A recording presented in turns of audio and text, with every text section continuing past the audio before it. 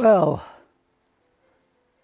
I'm up at the cemetery in Llanwonno and it's a pleasant day. It's warm, not too windy, and I'm sitting on some of the seats and I think there's nothing on them, but I think they must have been dedicated by someone to come up and talk or be with their loved ones. But it's a quite pleasant, and as I will say later on, when we get inside the church, this is a jewel in the crown. And if you look at it, it was just the centrepiece was the church.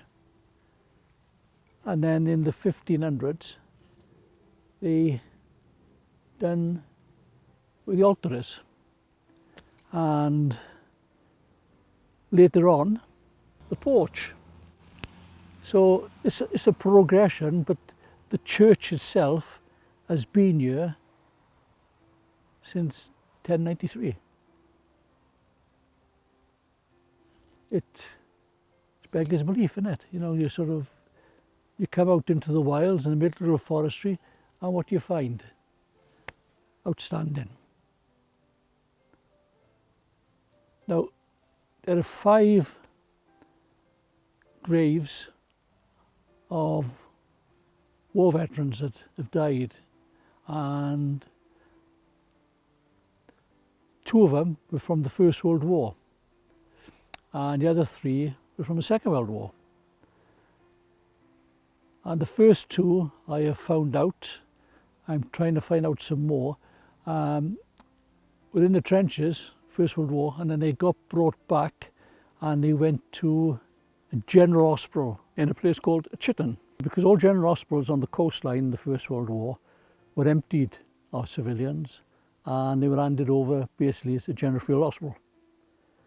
Now, they died there, and what I don't understand is how they got brought all this way from Shorncliffe to the Bull, basically, or the cemetery here. One of them, from Shorncliffe up here, the use of the coffin car, the hearse, was £4, 9 shillings and 5p halfpenny. That was in real money, not the stuff we got today. Today it doesn't seem a lot of money. But in them days, it could be something like 2 weeks' wages. And that didn't account for the headstone. Now, as a veteran that died with an injury while serving, the Imperial war graves or the Commonwealth war graves, they would set up a stone and they would buy the grave, and the grave is there in perpetuity. That's a big word, just instead of saying forever. So if you're going to say, I'm here forever, you can say, I'm here in perpetuity. Make it sound nice. But what we're going to do next now is I'm going to take a stroll up, and it will be a stroll. And we're going to go into the church, and we'll tell you a little bit about the church inside. Got to thank the wardens for giving up their time to come up and open St Gwynno'S for us, because without their cooperation we'd only be able to do this little bit. So if you'll come with me and we'll pop in and we'll sort the inside of the church out. And then you can see why I say it's a jewel. Okay, right, we better be on our way then, okay?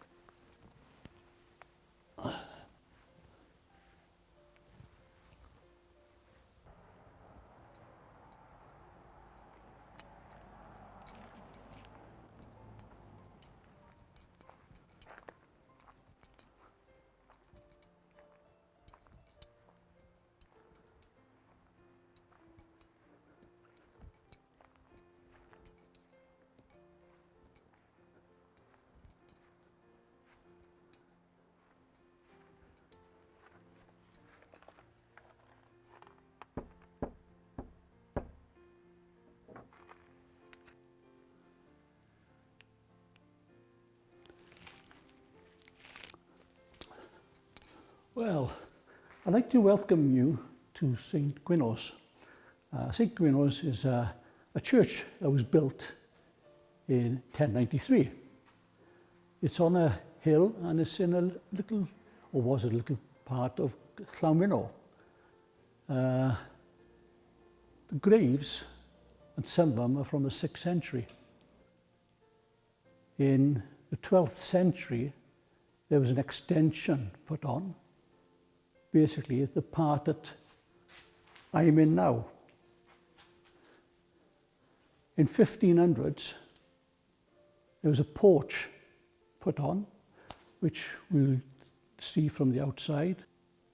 And since then, it has been used all the time by the residents of Andersable, Ferndale, that area.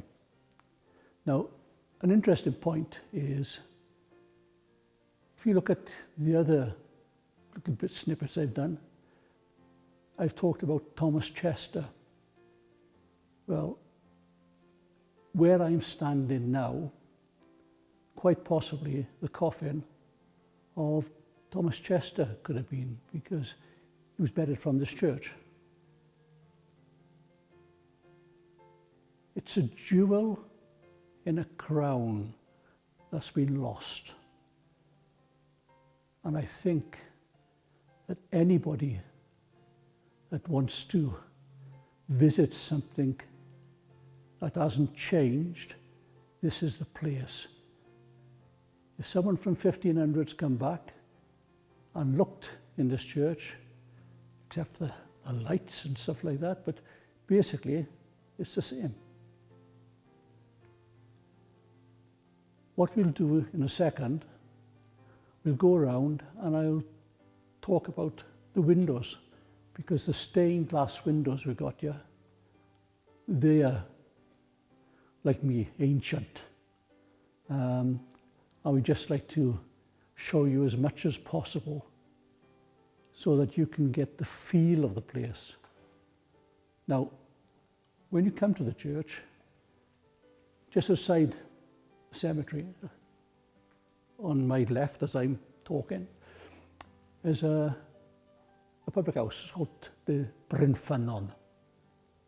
So you come up, you can have a look around the cemetery.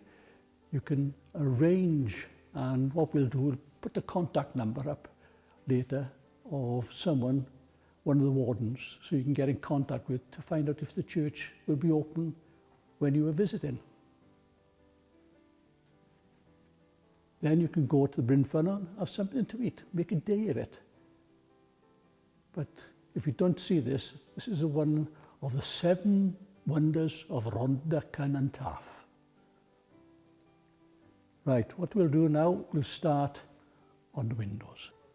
Got to appreciate the times we're in, what is happening, and what we can and can't do. But foremost is the church. Now, if you look over my right shoulder, you can see 2 saints. The one on the left, as you look at it, is St. Stephen. And the one on the right is St. Alban. Now these are two saints that's depicted in the church, and there's a lot more saints in here because the church is so old that records have been lost. A perfect example is the university in Aberystwyth asked for the grids of the cemetery to be sent to them so they could make copies and send a copy back and keep the original. When I inquired, they turned around and said the copies of the original never arrived. They got no record of it. So that is a part of history of this church that is lost forever. So by doing what we are doing now, we are hoping to maintain the history. Now you're talking about a glass window that's a couple of 100 years old. Just imagine the workmanship that has gone into it and the cost, because in them days a penny could have been a week's wages, and for them to get these windows done must have been a sacrifice in more than one way. Churches today not being used, not as much as they should be. Right, we're on the next window now, and this one is a 3-panel window showing Jesus rising from the tomb. On either side of Jesus, there are soldiers sleeping. They wouldn't have been sleeping in my regiment, I tell you that, but that's it. If ye that be risen with Christ, seek these things which are above. And it's dedicated in loving memory of Lewis Wayne Morgan, MD, a verger, and his son, Lewis Watkins. Wayne Morgan, erected by his loving wife, Anne, and daughter, Margaret, Jane, and Catherine. Again, the cost in them days was really high, so they must have thought a lot of them.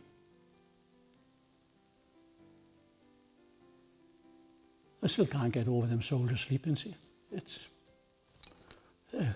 They should be on guard, but never mind. Right, we've moved on to the next window. And this is St. Peter is depicted on the left panel and St. Paul in the right. And the writing on the top is, he sent them to heal the sick. And this is in loving memory of Richard Mathis, MA, MB of Rada, erected by his loving wife Margaret and daughter Rachel. We are now at window 5. Emmanuel, God with us. The centre panel depicts the Holy Family. The panel on the left depicts the shepherds, and in the background can be seen a church that certainly wouldn't fit the architecture of that time. The panel on the right depicts the 3 wise men.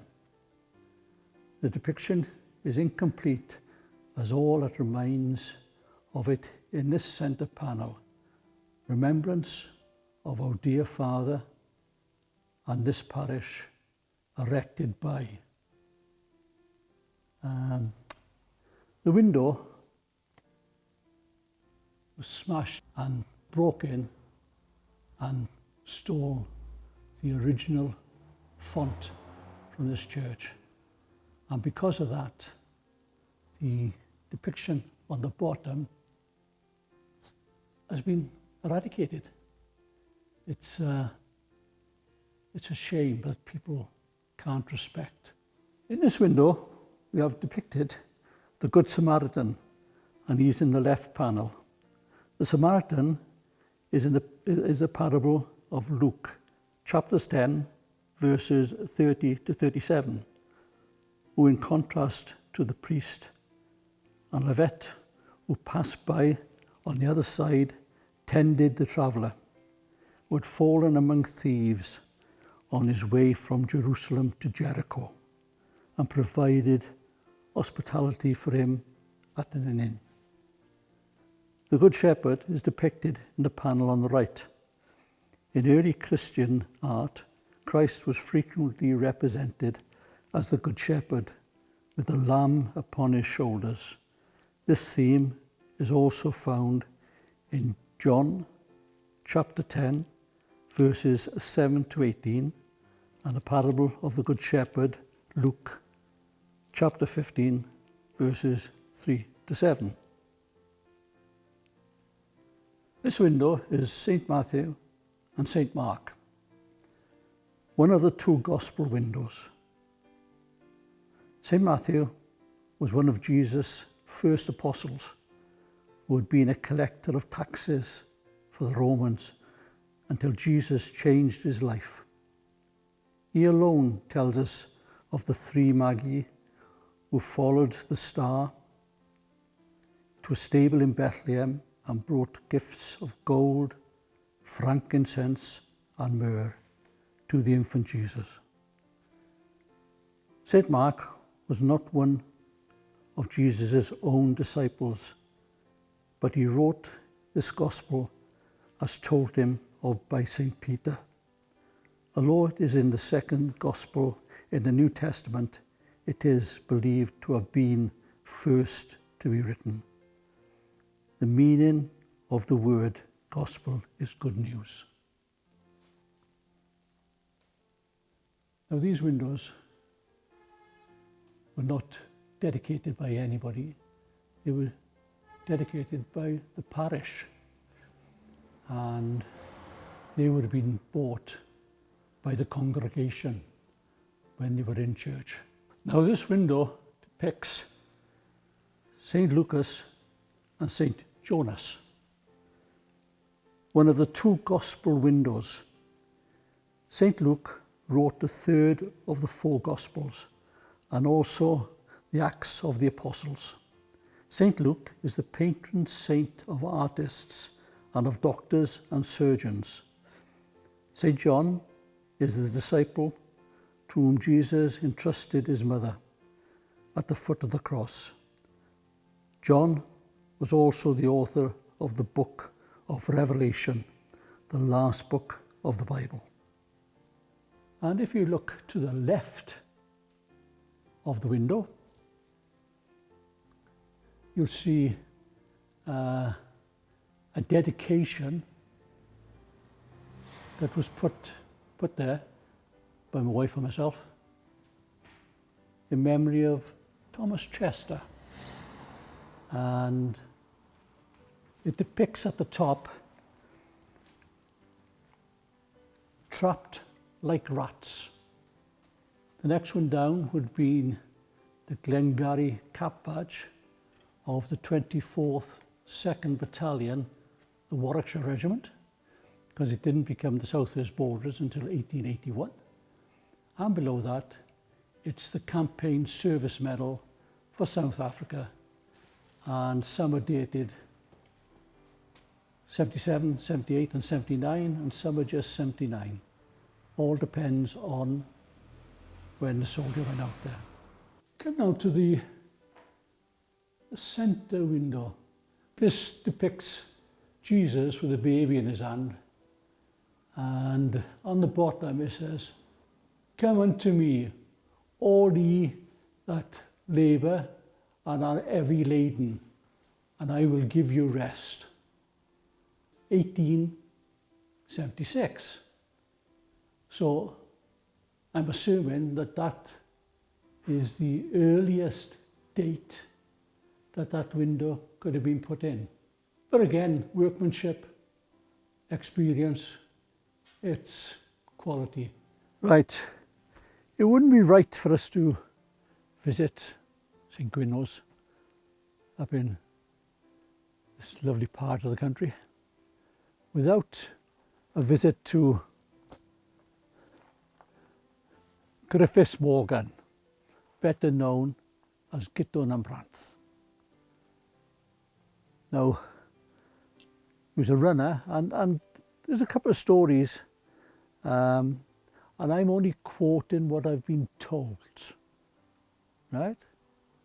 Now, if Bill was here, he was around then, in 1737, and he could have told us something. He came in and he wanted a cup of tea, and they found out they had no milk. So his girlfriend put the kettle on, and he ran from here down to Mountain Ash and back with the milk before the kettle boiled. Now, you wouldn't have done it if it was an electric kettle, but when you look at a kettle, we think of a small kettle. In them days, it was on a big metal arm and swung over the fire, and the kettles were like cauldrons. So, yes, he could have done it because it would have taken about an hour for it to boil, but that's just me thinking about it. On another occasion, he was in for a bet about running against this other gentleman, and the distance that they ran was 12 mile, which is half a marathon, and he'd done it in under 53 minutes. But the story goes that he was so far in front of this one that he was racing against, he stopped to talk to some of the people on the side, and they had a horse and cart in front of him to make sure that the road was clear so he could run down it. That would have been a sight, but he actually stopped in to talk to people that he knew, and then got carried on past the winning post. So he could have done it in a lot less time. And apparently on this occasion his girlfriend came across and said well done and tapped him on the back, and his heart stopped, died instantly. Because when he used to run, after he'd run a long distance or something like that, he'd come back and he'd lie in a load of fresh horse's dung, because he reckoned the heat from the dung helps to relax his muscles. I'm sorry, I'd be stiff for a week, but you wouldn't get me in that thing. But this is good though, and you have a race every New Year's Eve, Nos Galon, and it's from here down to Mountain Ash. Now, there's always a mystery runner, and he starts the race. And no one knows who he is until the race is on. And what we're going to do, we'll leave old Gitto now. He looks tired. We'll leave old Gitto and we'll go across to the Bryn Ffynnon, which is the pub across the road. And on one of the walls, they got pictures of runners, or the mystery runners, from New Year's Eve on their wall. We'll ask the permission to take some photographs of it. If we don't show them, it's because they said no. But if we show them, they said yes. And if they say yes, I'll buy Richie a drink, a cheap one, where we'll have a look at the pictures of the people that run, and I'll guarantee you'll remember one or two of them. Right, we've been inside the church, and this is a notice board, and when we came out we noticed it. So as I was stating, you've got the Christian worship began here as far back as the 6th century, and its founder, St Gwynno, is also commemorated in Llanwonno and Veina. The church at Llanwonno is a medieval building, difficult to date. Now the church was restored in 1894, paid for by a Miss Oliver Talbot of Margam. The belfry and west doorway were added, as well as the large windows. Now when we said about the windows in there, this gives us a date. Copies of the medieval stained glass window in Powys and the church is an ancient font and fragment of an early Celtic cross, which probably dates from the 7th or 8th century. The Cistercian Way, a long distance footpath around Wales which links the Cistercian historical sites of the Principality, run past this church. And that's a site because the pilgrims come here once a year, and what they meant to do is to visit each church on the Pilgrim's Way, and not 100% sure, but I think they try and head down to St David's, the cathedral, and they have a church service there. But this Pilgrim's Way goes way, way, way back. So I'm glad we noticed this because it reinforces what I said inside. I hope you've enjoyed this little scurry about. Stay safe, stay indoors, and stay well. See you on the next one. Thank you. Bye.